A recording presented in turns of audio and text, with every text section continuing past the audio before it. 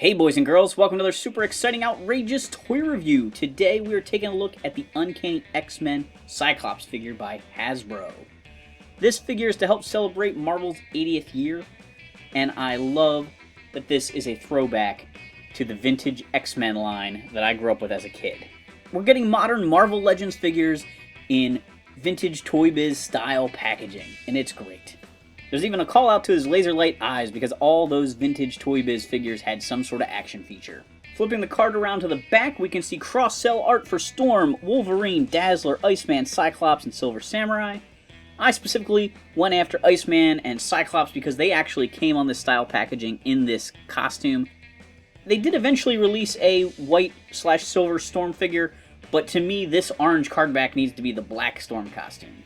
They included a bio for Cyclops on the side here underneath a picture that represents how his action feature worked. I mean, that's the way it would have been represented on the original packaging. Unfortunately, the bottom corner just has warnings instead of the little ad to subscribe to X-Men Comics by Marvel. That is how I got my early issues of X-Men as a kid. I subscribed to the comic book straight off the back of the toy package. I was about to open this figure up, and I got to show this to you.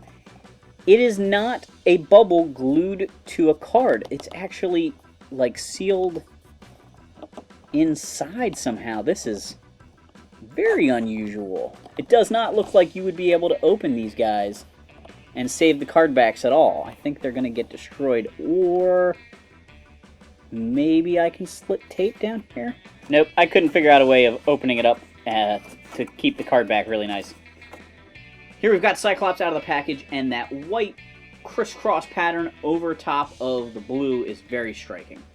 I kind of like the fact that they have a little bit of energy leaking out of his mask that was frequently shown in the comic to simulate that he had just used his power or he was charging up to use it.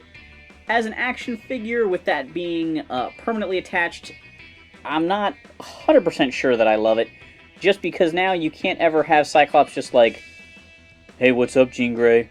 How you doing? Oh, Professor X, I'll get right on that." He's always kind of like, you know, exuding energy. He does come with an alternate head, so I can pull this head off. His other head, which is a grimacing head, also has the energy leaking out, and instead of having a red visor, has an actual gap for putting a blast in. So, while I don't really think I would pose Cyclops with this in my display, it would be really cool to have this for toy photography and things like that, perhaps. But so because we have this grimacing face that's actually shooting the beam, I kind of wish the more neutral head didn't have these at all, or if it was maybe just one and it pinned in to a very small hole that wasn't very noticeable on the edge of the mask. So as I was saying before, he has his blue and white uniform on. They went with a very cool metallic blue, like pearlized paint for this figure, and I think that gives a really nice look to the character. Maybe not quite comic accurate for the day and age. You know, the coloring wasn't very fancy in the 90s, so he would have looked much more flat, but I think for an action figure this is pretty striking. You do start to run into some issues when you have characters that wear stripes, where as you start posing them around, the stripes start to look a little weird. So this is a tricky design to make look good in an action figure. Cyclops has a hinge and a ball joint at the head, so he has a really great range of motion with that. He's got an ab crunch and a rotation just below that. He's got hinges and rotation points in the shoulders. I am slightly nervous that the white paint is going to wear on his shoulders from posing him a lot. Upon further inspection, I think Cyclops is molded out of white plastic with the blue painted on, so that may actually work out in his favor for preventing some of the paint wear I'm worried about with his joints, because like this shoulder is pretty much predominantly white, so that may actually help him out with staying in good condition down the road.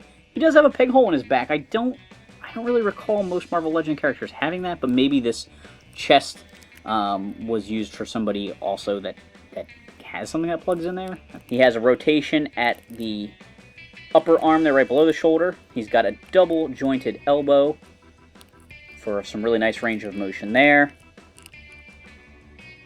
He's got a wrist articulation point as well as, so it rotates and hinges. Now this hand is posed to operate his visor.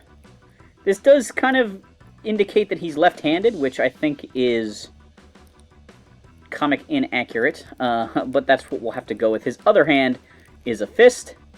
I just kind of wish they could have switched them, because I just feel like Cyclops operating his visor over here is much more iconic. And I got a little tiny paint flub right there on his glove, unfortunately. Then as I move down below, because I already did his torso, he's got hips with a pretty nice range of motion there, forward, backwards, and out to the side. He's got a rotation just below that. That's one of the places where the stripe starts getting really funky when you play with that. Double jointed knees.